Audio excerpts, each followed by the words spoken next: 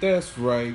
We coming to you a little bit early tonight, but it's Thursday night sports talk. Sports on the Hill podcast on True Radio Network, CP3, live from the lab. Excuse me. We have a good show. It's going to be a shorter show because unfortunately we have some conflicting schedules today. That's why we moved the show up tonight. So we appreciate y'all tuning in. I got the Facebook live feed going. If you're checking me out, you see I got the Nats jersey on because the Nats about to start a crucial 4-game series against the Atlanta Braves in Atlanta. We're definitely going to talk about that later on in this hour. But before we get started, I would like to thank you and welcome you to Sports on the Hill podcast and appreciate all the love from the contributors, listeners, folks to check out the videos, the highlights, to check out our posts. We appreciate it. We got fans all over. We got, you already heard the guy. We had Chris we had from Australia. We have another around the world contributor that's trying to call in. So we appreciate the reach that we get, and we appreciate you guys checking us out for some true DC sports coverage. Tonight we got Paul, the boxing guy, on the line, because if you checked out the show link, you know we're going to talk about the unfortunate, untimely passing of Pernell Sweet Pea Whitaker. And he's going to talk about that. Going to talk about his impact on boxing, past, present, and future, because he definitely did change the game of boxing. And I know Paul, he posted, put a nice video package together that I shared. That, as always, you guys checked out, which we always appreciate, which I just said. And make sure you go check out the website, SportsOTHP.com. The link is already up for this show, so if you want to go check out the website, it's already up there. All of our shows are on there, archived, Facebook Live videos, everything that we do automatically goes to the website, so make sure you check it out. And make sure you go follow True Radio Network and SportsOTHP on Facebook, on Twitter, on Instagram. Make sure you go follow and become a member of this beautiful social media team that we have.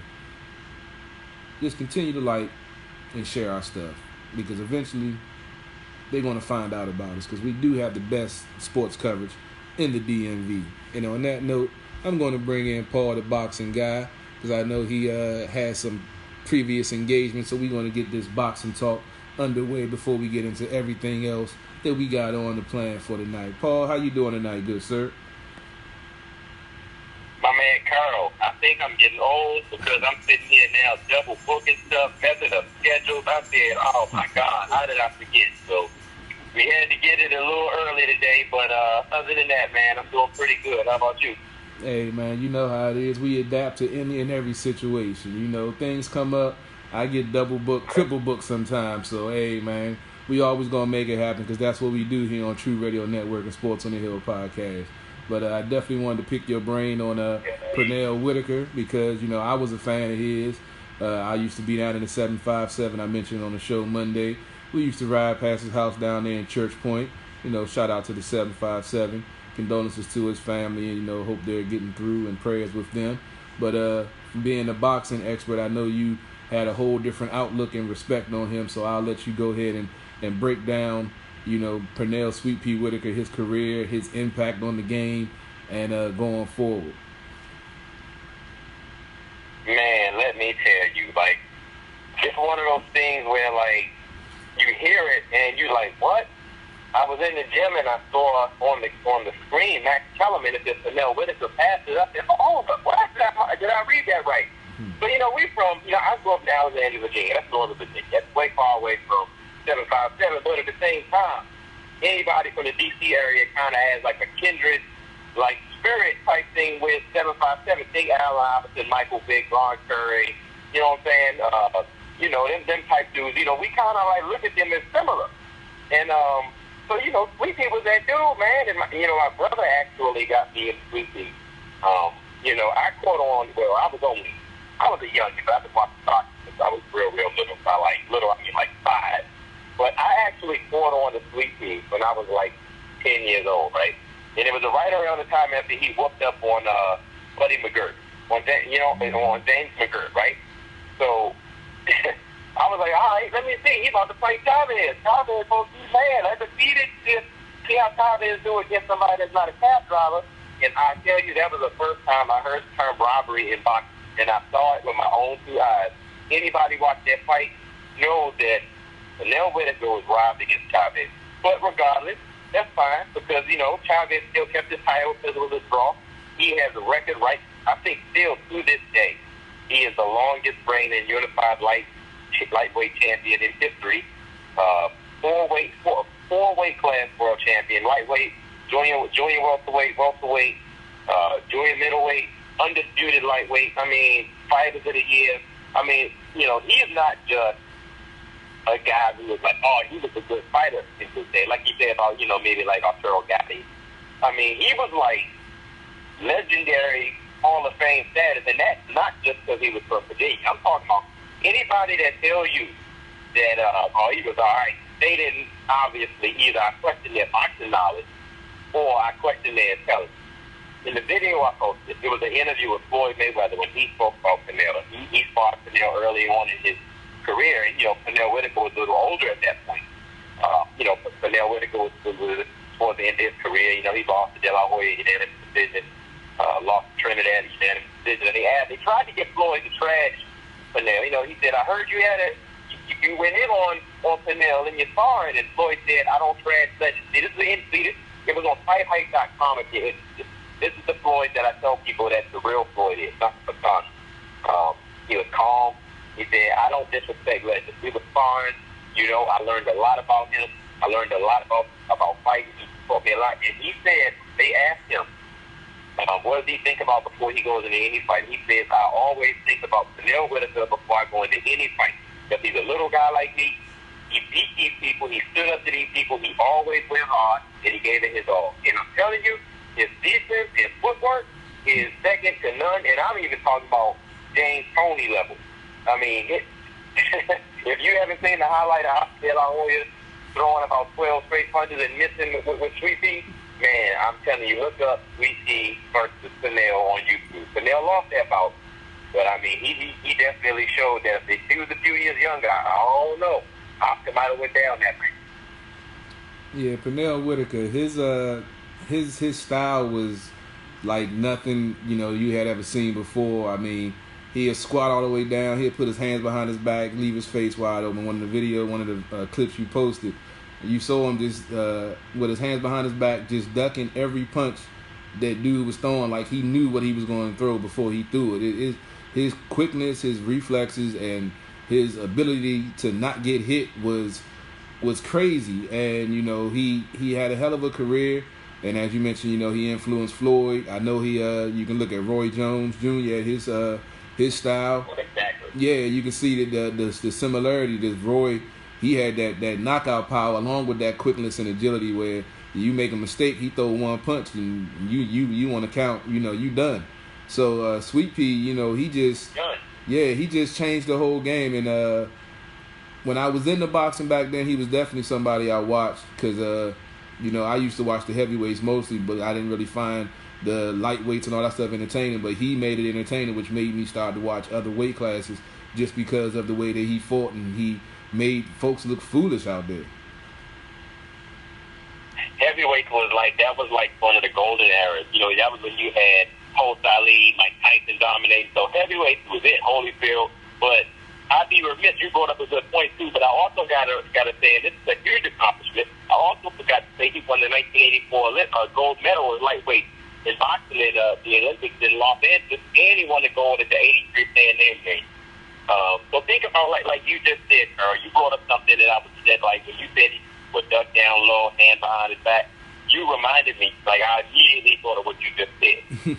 Roy, I'm not speaking for Roy, but I'm willing to bet that if somebody asked Roy who he looked at as an influence on some of his techniques, you got to be Sweet Pea, man, because he wasn't like Floyd as a shoulder roll. I mean, if you want to see how Sweet Pea may have performed against Floyd Mayweather's shoulder roll, watch Sweet Pea versus Roger Mayweather. He gave Roger Mayweather the business. Roy probably got a lot from Sweet Pea, man, and he definitely scored a whole new style. He wasn't just static. He didn't just stand there and go into a shell. He didn't also just rely on massive head work and foot movement. He didn't just rely on just trying to get the right angle, punches and bunches, but counter punches. He did it all. And it's like he threw lead hooks from his power hand. And I mean, that's like against the rules. Like the quote boxing rules. You know, he would knock you out. He's stand southpaw, and he throw a lead hook with his left hand, which is not supposed to be his lead hand, and that's his lead hook. And he you know, so and it's lightning quick. So I mean, yo, it's like when I was looking for the video for Pinero, I could talk about Pinero all night. It was so hard for me to narrow that video down to 1 minute because it's just so much. It's almost like a video game. Watching some of his highlights. Yeah, I definitely go back and watch some of his clips, like I watched some of Roy Jones' clips. Just the way that they, like you say, their defense, their ability to not get hit, and the accuracy at which they threw punches, the power that they threw punches. And it's like, you know, you don't see that often, and I don't think, well, I haven't been watching as closely as I used to, but I don't think anyone out there that is on that level right now, that with that elusiveness, that power, and that accuracy all wrapped in one. Who do you think is the closest to that elite status right now? I'll ask you that because I think that's a good question. We'll be talking about these two Hall of Fame caliber boxers. Well, what makes me angry is there's one person that I immediately think about. Some may not like this, but if you watch them, they'll know. And some of his career has gone down. He's still young, and I'm withholding his name until the end to build up the drama, right? On purpose.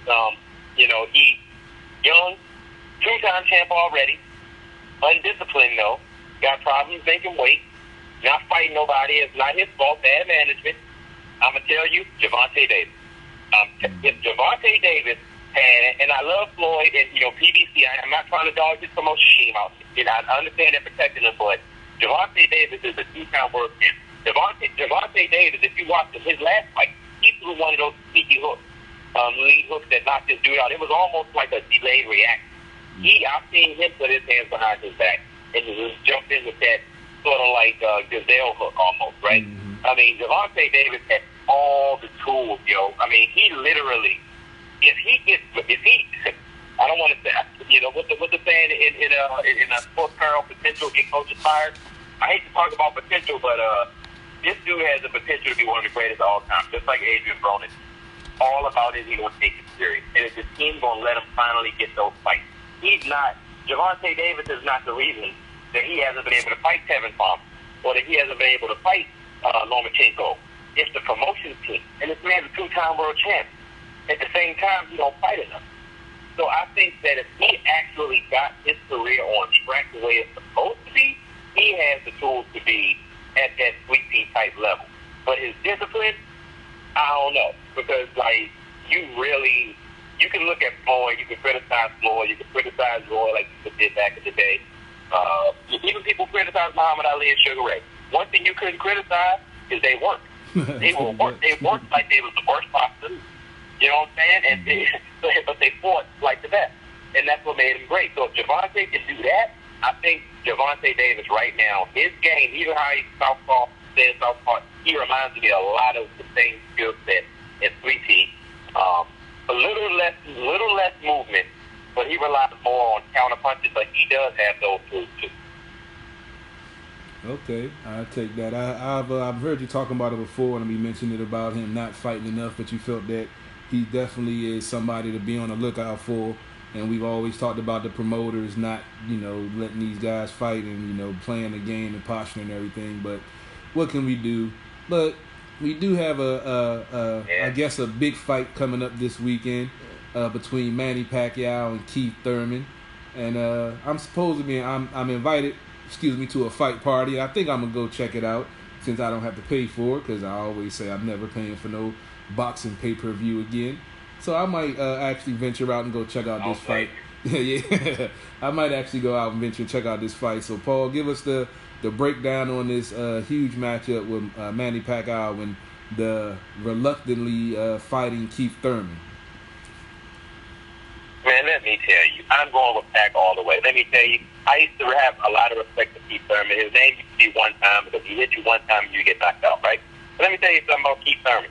Keith Thurman ain't scored a knockout since December 14, 2013, right? So I'm trying to figure out why is he called one time. He fights once a year. actually, over the last 2 years, before January, his last fight was March 4th, 2017. And before that, his last fight was June 2016. Then he fought before then in 2015. So he typically takes off multiple years before fights. And he had 3 world titles. You know, he's only 29, 30 years old. You know, when he's in at 147 weight class, welterweight, but he still has one belt left. They stripped him of his, I think, his WBC title because of inactivity, because the dude does not fight. And he still has the WBA title for some reason. I don't know why. And I'm not trying to hate on Thurman, yo. I'm not. But it's like, he's an eccentric dude, and that's fine, but you got guys like Errol Spence calling you out. Errol Spence has been calling him out for 3 years now. And initially, when he said, I think Errol Spence needs to get his feet wet and, you know, get more experience before he fights me, when he said that 3 years ago, I said, I can understand that, because that's what Floyd said about Canelo. But Errol Spence now is a dog. I think Errol Spence got more fights than him. I think Errol Spence got more titles than him and got a better resume than him. And you still now, just the other day, again, he said, nah, I'm not interested in fighting Spence. He's not ready. I'm like, dude, you fight once every year and a half. What are you talking about? You know, and he even said the same thing about Bud, because Bud called him out. He said, oh, Bud need to get some better fights than welterweight, so he comes for me. Like, but you acting like you're the king of the welterweight division, dude. Like, so Manny said, you know what, fine, I'll fight you. And that's, once again, that's for me about the champions thing. I think PBC also owns Errol Spence's rights, but they don't own Terrence Crawford's rights. And that's going to be a hang-up. But I can see Thurman fighting Spence before Crawford. However, I'm going to make a bold prediction right here. Bold prediction. Drum roll. I think Manny Pacquiao, and last time I thought Roland was going to be Pacquiao because I was being stupid, overthinking it, trying to be too cute or whatever, too fancy. I think Manny Pacquiao is going to whoop Keith Thurman's ass. I think, I'm not going to call it a knockout. I know Manny still got the power, but Keith Thurman, I'm not sleeping on this. Keith Thurman is a great boxer. I'm not saying he can't fight. I think Manny going to outplay him. I think Manny going to take that WBA welterweight title. Manny going to once again cement his name again in the annals of greatest boxers of all time. And then I think his next fight is going to mess around with Errol Spence. And then I think Errol Spence is going to beat him. And then nobody's going to be able to touch Errol Spence until he gets that Crawford fight. So I kind of went long game with that one, right? But that's my prediction for how I think this is going to play out. Because, I mean, one thing about Manny fight anybody. And Manny still gets it done. I mean, as long as Manny's not rusty. Manny's been active. Thurman's rusty. Yeah, Thurman's 10 years younger, but he got rust. He got injuries. He hasn't been fighting for a certain level of competition recently. I mean, he fought Danny Garcia, which I think he lost. He fought Sean Porter, which I also think could have been either way. And that's going back 3 years. So, you know, you fight Manny, who's just coming off of that dominating win. Dogged out Roman. So I'm going with Manny because I think Keith Thurman's style kind of plays in the Manny style with Manny like to crowd you. And Sean Porter also exposed the fact that if you crowd Thurman, he kind of gets a little reckless, squares up a bit. And if you get him trapped against those ropes, he tends to kind of throw a lot of looping punches and leave himself wide open. And, you know, Manny and those straight shots, that's his bread and butter. So I'm calling Manny Pacquiao. I am going to call Manny Pacquiao my split decision. Not unanimous. I'm going to take split decision. And I got Manny Pacquiao taking Keith Thurman's WBA welterweight title. Yeah, I haven't seen Thurman fight because he, like you said, he hasn't fought in so long. And I heard you speak about him many times, but I can't go against Manny, especially, you know, after the last fight, you know, doing what he did. And just the whole scenario you broke down, see him against Errol Spence, I don't even see that. Because I've been watching Spence, you've been talking about him for a while, I've been checking him out, and I don't even think that would, I don't even think Manny should even take that fight, because I think Spence would dismantle him just with, just the amount of time. Just because Manny, you know, take nothing away from Manny, but, you know, Spence has that size, he has the punch, he has the agility, he has the footwork, and I wouldn't want to see Manny go out like that, because it might get a little ugly. But for anybody calling out Bud Crawford, everything, yo. Yeah, true. But if anybody calling out Bud Crawford is a fool, I'm sorry, because that's my right now that's my number one top boxer that I love, Terrence Crawford, and I haven't seen him have a bad fight. So anybody that comes for him better be on their A game. Like you say, better not have ring rust and not fight for a year and a half if you trying to comfort somebody of his caliber. So I hope he don't call out Crawford, because that will definitely end Thurman's career. I'm telling you, look, Carl, I really think that people call out Crawford because they assume that he moved up from a smaller weight class, that somehow they can overpower him. I don't know why they think that. Let me tell you, I love Spence, and I love Crawford, and that's my dream fight. I always say if Spence and Crawford fought, I say I choose Spence. But people never let me finish the sentence where they say, oh, you're tripping. I say, look, that's not a knock against Crawford at all. I'm only saying that I think out of all the people who do have the tools to utilize the physical advantages, that body type, and all that against Crawford is Spence. And that's only because Spence is equipped to do so. But that's not saying that Crawford can't work Spence too. That's just one of those things where, like, you can't be on both. You can't say, you know what, I think it's going to be a draw. But with Crawford, though, I mean, talking about somebody that can do it all, anybody. Thurman, when they asked him about fighting Crawford, Thurman, it was almost, he went out of his way, and he went to great lengths to try to say, hell no, I ain't saying him, in so many words. I'm going to find you the clip, and I'm going to text it to you. I wish I had it. In so many words, he was like, nah, we ain't doing that. And I think that'd be a foolish move. I'm not saying foolish, because you get paid to fight. I'm saying foolish to underestimate him or call him out, because Crawford, man, like we've been saying, those welterweights, they're on a whole nother level. And also, one more thing, I know people keep saying Canelo moving up again. I'm like, damn, what is he going to do, fight Bob in it? He talks about moving up and fight Kovalev, but he fought at 147 or 154 before. So what if he decide to say, let me jump back down to this welterweight? I mean, it's just so many fights out here. That's like an extreme scenario that won't happen most likely. But, you still got guys like Lamont Peterson out there. You still got guys like the Charlo twins out there that still in that same weight range, 160, 154, 147, who go back and forth. Man, it's so many great fights. But at the top of the second order for me, Carl, any order, not in any particular order, Spence, Crawford, and Canelo. And I like Lomachenko. I'm not slighting Lomachenko. He'd be number 4. But I gotta say, in no particular order, that top 4 right now, Spence, Canelo, Terrence Crawford, and Vasily Lomachenko, until somebody proves otherwise.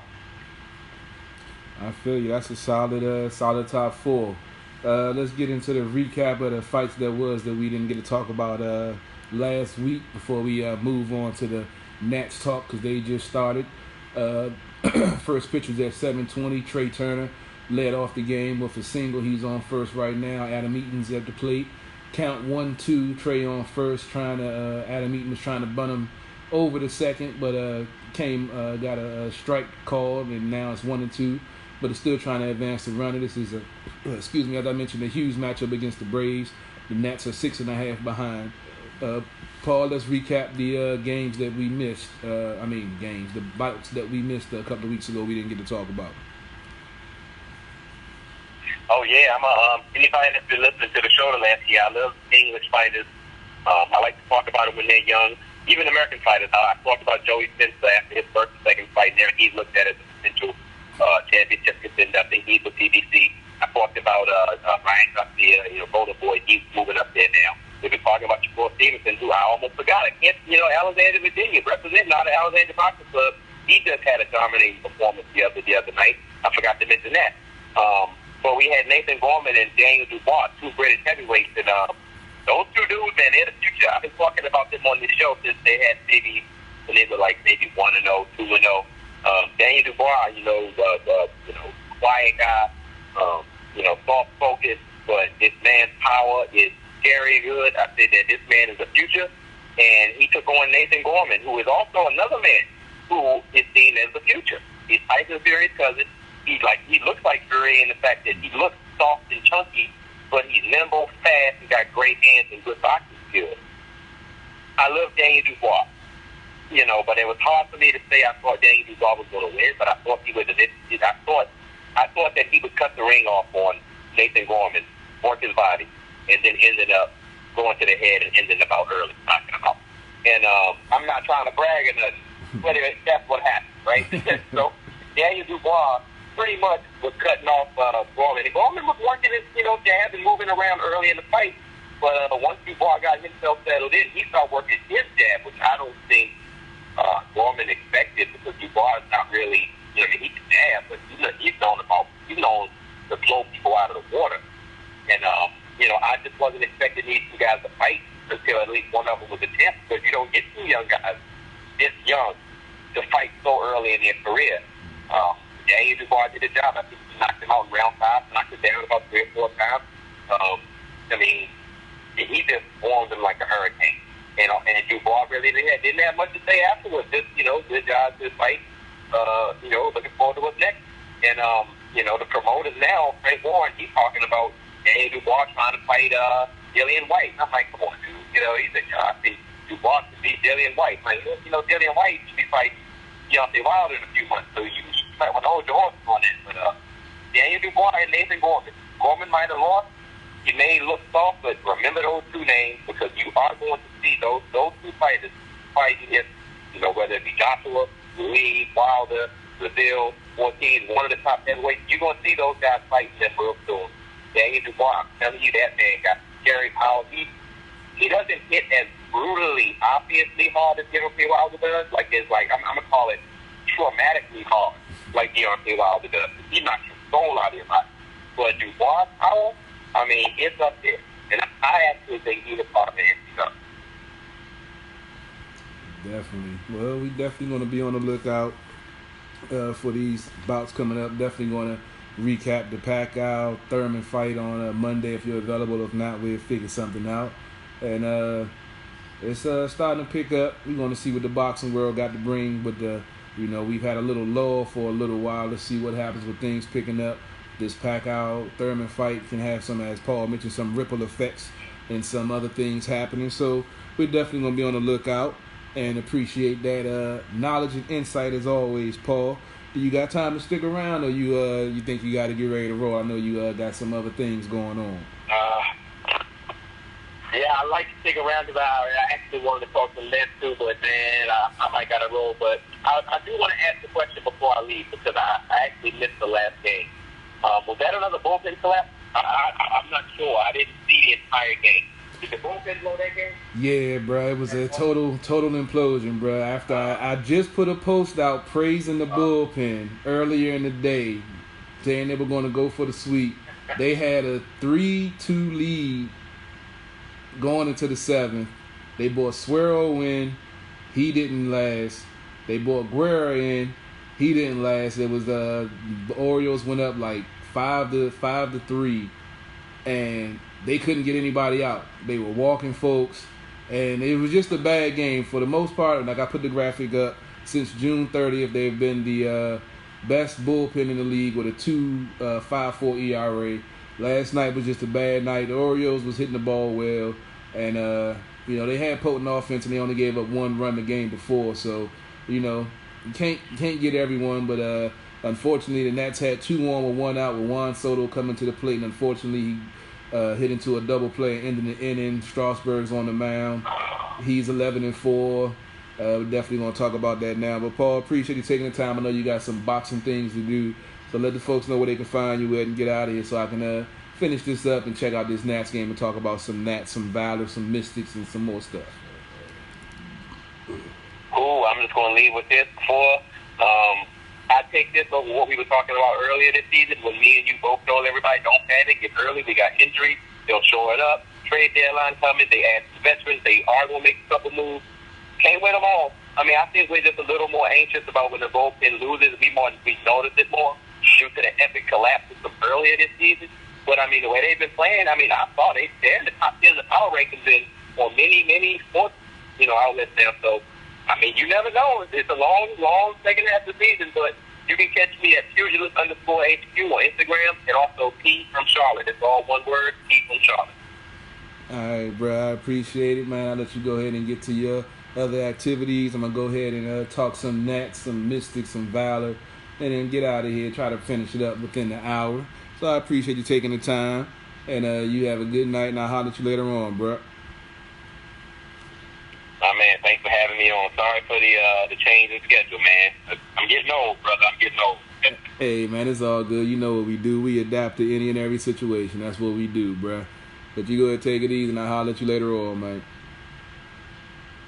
Okay, now. All right. As always, we'd like to thank Paul for taking the time out. You can always catch him on Tuesday nights on True Talk, Monday night on Sports on the Hill, and every other Thursday on Sports on the Hill, Thursday night Sports Talk. We break it down about boxing, baseball, and whatever else popping off going on. But right now, as I mentioned a little while ago, we got the Nats and the Braves. Bottom of the first, Braves got a man on, Acuna. He got a hit. That dude is playing some good baseball offensively and defensively.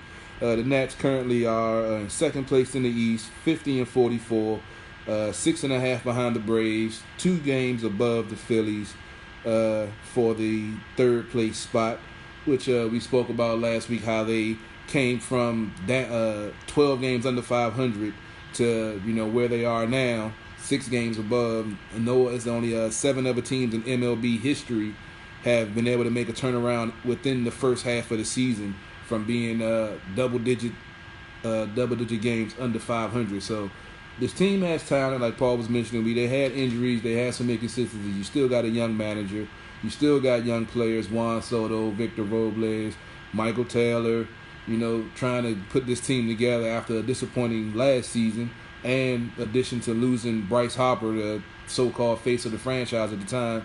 So this team is definitely recovered and definitely playing some better ball. As Paul mentioned, unfortunately, last night they had a bullpen implosion. The game was definitely their game to lose, and they unfortunately lost it. The game before against the Orioles, they won 8-1. Bullpen pitched great, didn't give up a run. The offense was on time. Matt Adams hit a solo home run. Juan Soto hit a solo home run. And the offense was clicking. Last night, it was a different story. It was it's kind of like when you watch the game, you can tell, how it's going to be. Orioles were making nice plays in the field. They was, snagging the balls they were missing the game before.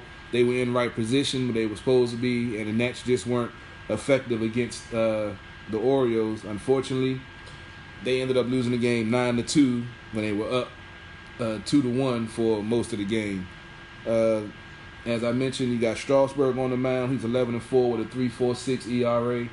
They had they had Tehran listed as a starter for the night, but I guess they moved him back. They are using I'm not sure if he's a rookie pitcher, but a young pitcher. They mentioned his name. I think it's Tyler something. He's got out of a jam in the first inning because he definitely was in trouble. Juan Soto bailed him out, swinging on the first pitch and grounded into a double play, ending the inning that definitely could have put some pressure on the young kid.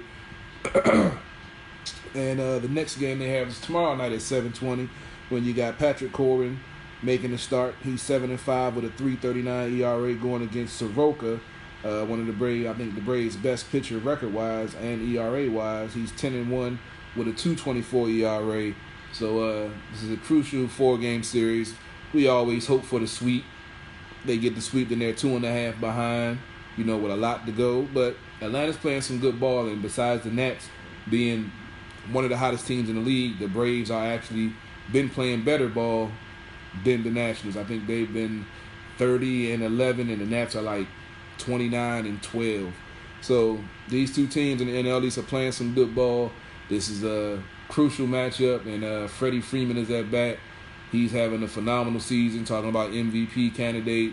He had a walk-off, well, not a walk-off, but a game-changing home run last week when they were down their last out. He had a 3-run home run. Braves trying to steal. Oh, and Acuna got in there. That was a close bang-bang play.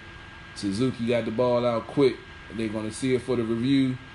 Like I said, that Acuna, man, that dude is, I understand why he won Rookie of the Year last year. I was a little upset that there wasn't a tie between him and Juan Soto, but this dude Acuna, I don't know. They definitely need to review that, because it looked like he got tagged before he, that was a bang-bang. I don't know. I wouldn't waste the challenge. It's still early. 1 out, 1-1, bottom of the first. Freddie Freeman on the plate. Strasburg has pitched very well against the NL East. I believe he has a 10-game winning streak. Hopefully he can continue that tonight. As I mentioned, it's a 4-game series. Start tonight, 7:20. Start tomorrow night, 7:20. Start Saturday, I believe, is I didn't write it down on this one. I wrote it down on the other one. I think it's a 4 o'clock start, and I think this Sunday game is a 7:20 start also, so it must be on ESPN or it's just a late game. But this is a crucial game. That's why I'm going to zip past. We don't have any questions or comments. And move on to the Washington Valor, who have a crucial matchup this weekend. They're actually a 3rd seed going into the playoffs. It's the last game of the regular season.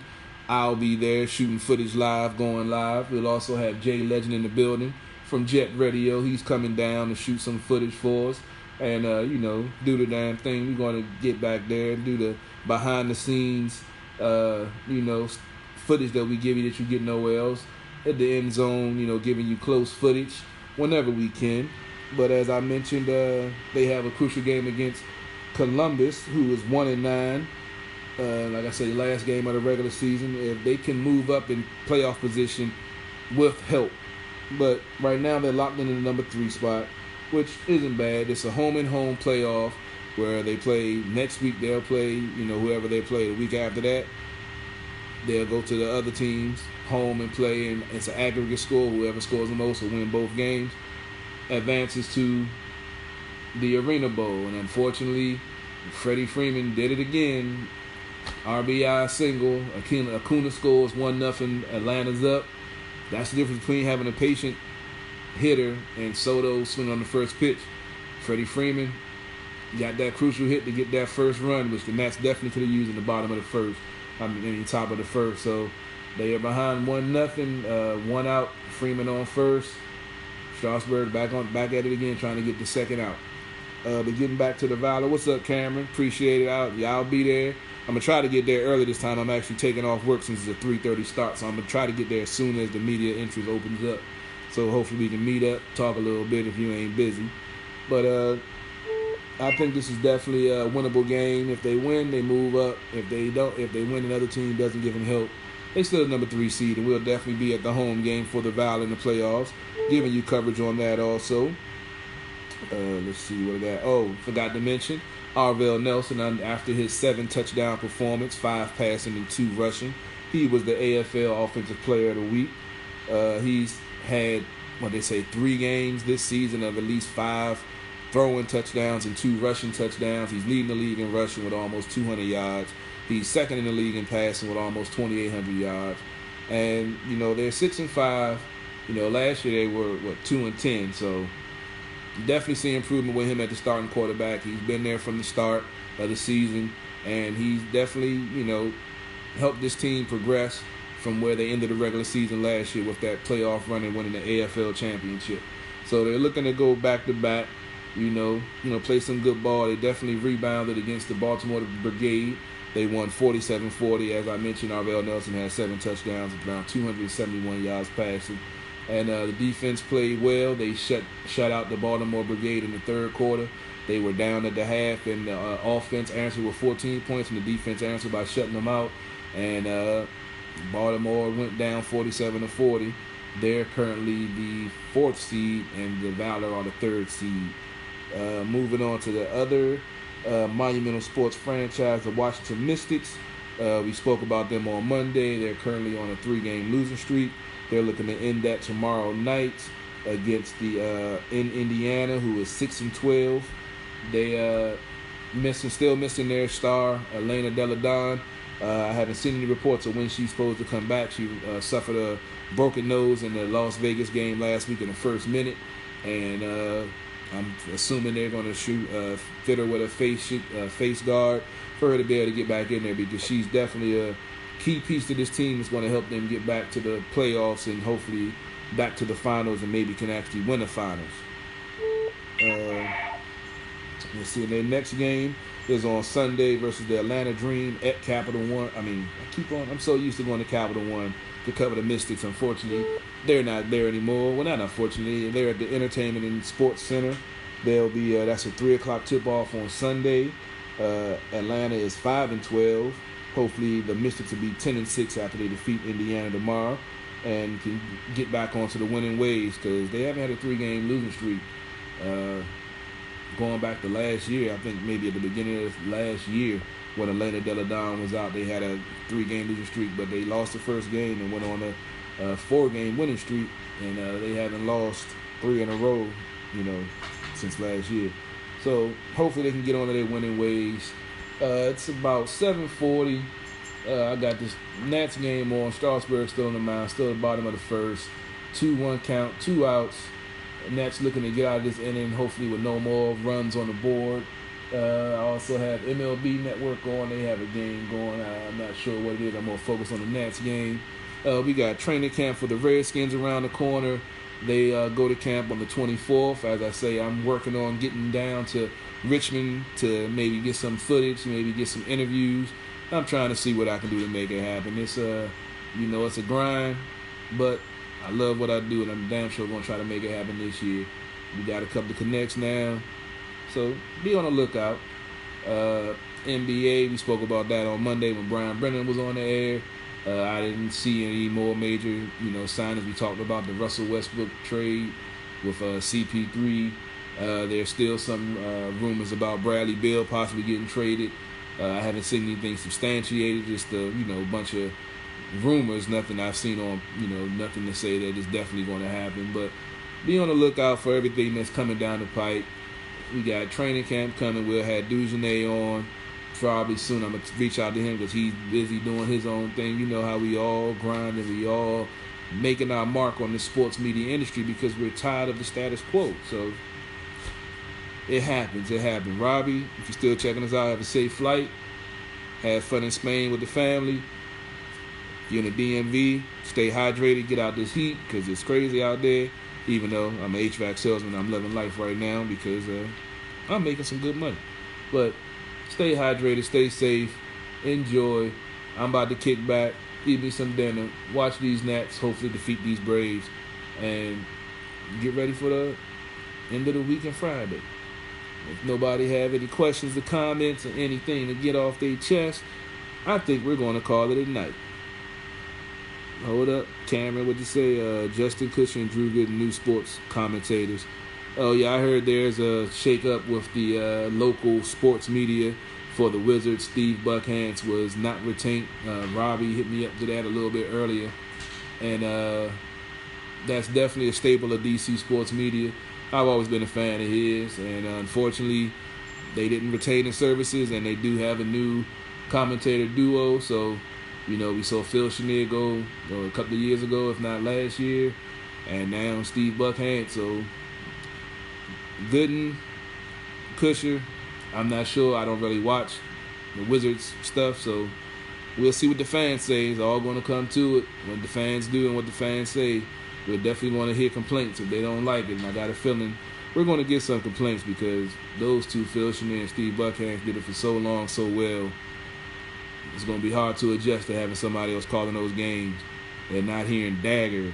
I know I'm a big deal. But Buck said Ted could have saved his job. I mean, me and Robbie was discussing that off air about the whole politics of it. We saw the same thing happen with Jill Sorensen, a few years back. So, I mean, it's a business. They probably wanted to, change pace, get younger, whatever stuff they can't say. But we know the business. We know how it is. Millennials coming up, they're trying to get more viewership, more people tuning in. And, it is what it is. Sorry, he's out of work. He's going to pick up a gig because he's great at what he does. He still wants to do it. I'm sure he'll be all right. I'm trying to get to that plateau. So I really can't feel sorry for him because he's had a great career. I know everybody wants to go out when they want to go out, not when, on somebody else's terms. But I'll take it. No bullshit. But, all right, Cameron, I'm about to get out of here. Appreciate everybody else tuning in, chiming in. Trying to share the feed to more platforms. My YouTube live was acting up. My IG live was acting up. So I'm on here on Facebook as always. But we're going to be expanding soon, so be on the lookout. Check out the website, SportsOTHP.com. Check out the YouTube channel, CarolPorter3rd.com, 3 eyes. And Saturday we'll be live from Capital One, starting about 1:30, 2 o'clock, coming to you live from the Valor game. And just be on the lookout. We're going to pop up on your news feed somewhere talking about something sports related, because DC Sports Without the Politics is not just a catchphrase. It's not just a motto. It's what we do. And I'm in this Facebook live feed now. We appreciate y'all checking us out.